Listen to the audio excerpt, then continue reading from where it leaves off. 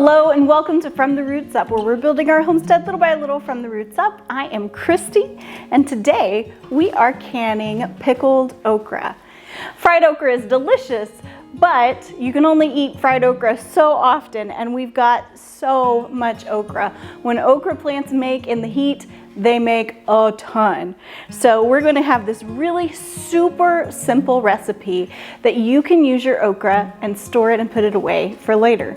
We are going to be pickling the okra. So first of all, we need to make a pickling brine. We're going to put 3 cups of water, 3 cups of white vinegar,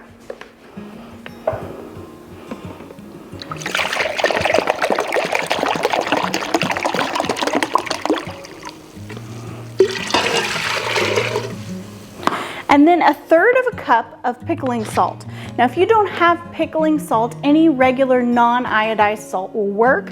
The difference in pickling salt and regular salt is that it's pure, it's 100% salt, and also it's a very fine powder.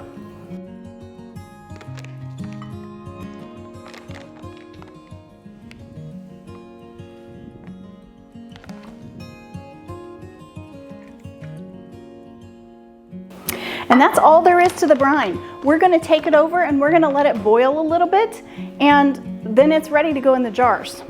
The great thing about this recipe is no matter how much leftover okra you have, you can use it, whether you have 1 jar or 20 jars worth.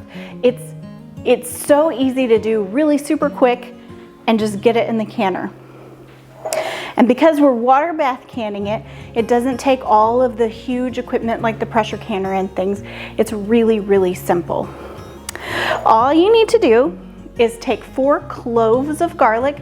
Now, a clove is 1 little pod of garlic, not the whole thing. I made that mistake before. A long time ago, I used to think that this was a clove. And I tried to make garlic mashed potatoes one time, and it called for like 8 cloves of garlic. And as you can imagine, they were quite inedible. I have since learned 20 years later that a clove, for all of you that might not know, is the little one. I'm sure all of you do know, but for those of you who were like me in my younger years, you just put 4 cloves on the bottom of that jar. And you can can this in a quart jar and a pint jar, whatever the okra will fit in standing upright. Then you want to put 2 teaspoons of dill seed.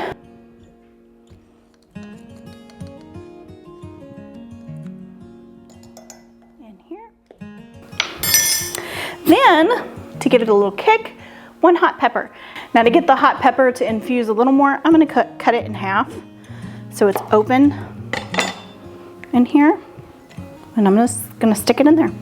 And now all that you do is you just fill the jar side to side with clean okra. Make sure that you have cut the stems off the top and that you've washed it.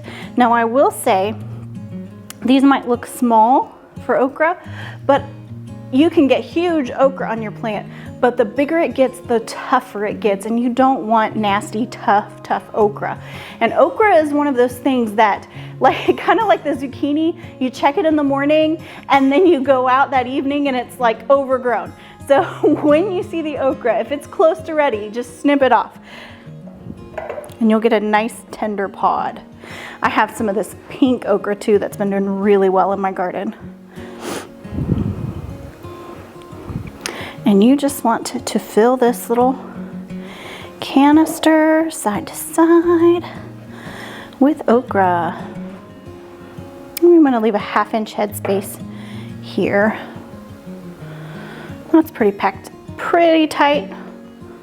Moving on to another one, and we'll just keep doing that until our okra is gone.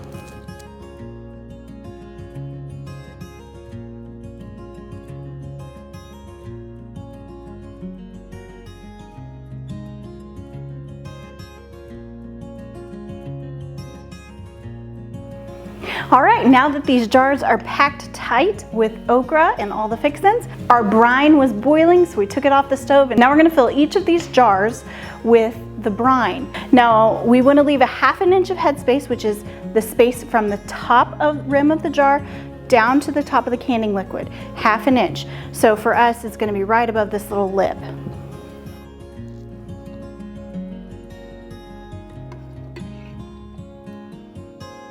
These canning funnels, they're not 100% necessary, but oh, they make everything so nice. It's so much easier to pour with these.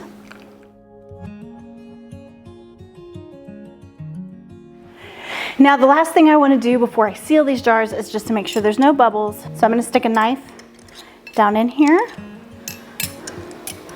Doesn't have to be anything particularly special. They do make little canning things that you can stick down to pop the bubbles, but really a chopstick, a knife, whatever works really, really well. And once you do that, you may find that you need to put a little more canning liquid into a couple of the jars. And that's fine too.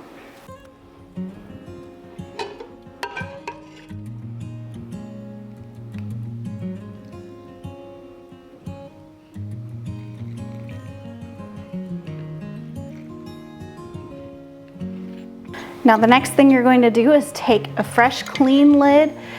These are not reusable canning lids, so make sure you have a new lid. The rings are reusable. And you're gonna put it on. And you're not gonna just tighten it down as hard as you can. You take your fingertips and tighten until you feel resistance, and then just a little bit more.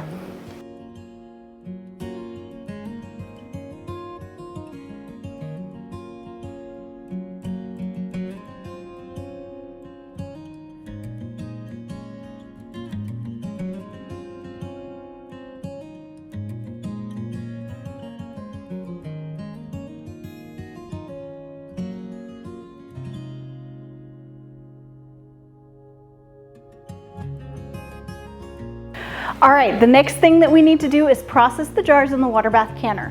We're gonna take these jars and put them into the water bath canner, making sure there's water above the jar lids, which since I have different sizes, I wanna make sure there's liquid above this tall jar lid. Then I'm going to set it on high heat until the water boils. Now, when the water boils, I'm gonna set my timer for 15 minutes. Then, once the 15 minutes is up, I'll take the lid off the canner and turn the heat off and set another timer for 5 minutes. Now this is important to let them set and kind of cool down for a minute before you pull them out of the canner. Sometimes if they get that temperature shift too fast, what can happen is siphoning, which is when the liquid like sucks out of the jar, and you don't want that to happen. So that's a good way to prevent that from happening. Another little tip that one of my viewers shared with me that I have been using, and it has worked amazingly well. We have really hard water, but if you add a dash of vinegar to your canning water, then it cuts that back and you don't pull out jars that are just covered in calcification. So there's your tip about that. So let's get these in the canner, and then I'll see you back when they're done boiling. The water bath canner is all done, and here is the finished okra.